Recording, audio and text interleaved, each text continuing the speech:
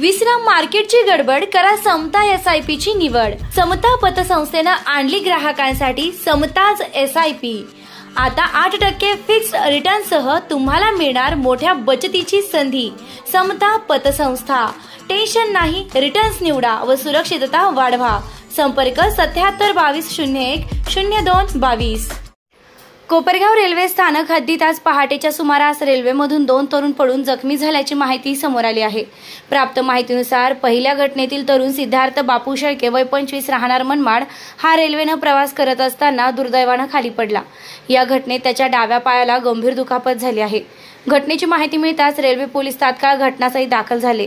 त्यांनी तत्परतेनं जखमी सिद्धार्थ शेळके यांना अमित खोकले यांच्या रुग्णवाहिकेतून कोपरगाव ग्रामीण रुग्णालयात दाखल केलं। तेथे प्राथमिक उपचार करून डॉक्टरांनी पुढील उपचारासाठी त्याला शिर्डी येथील रुग्णालयात हलविण्यात आलं होतं, मात्र तेथेही न घेतल्याने त्यास लोणी येथे हलविण्यात आलं।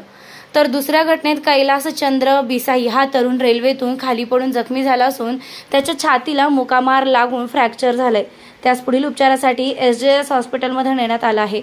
या अपघाताची नोंद रेल्वे पोलिसांनी केली असून सदर तरुण रेल्वेतून खाली कसे पडले याचा तपास रेल्वे पोलीस करत आहेत।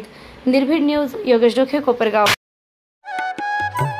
सर्वोत्तम पुरस्कार प्राप्त संस्था ज्योती सहकारी पतसंस्था, महाराष्ट्रातील एक अग्रगण्य संस्था ज्योती सहकारी पतसंस्था कोपरगाव।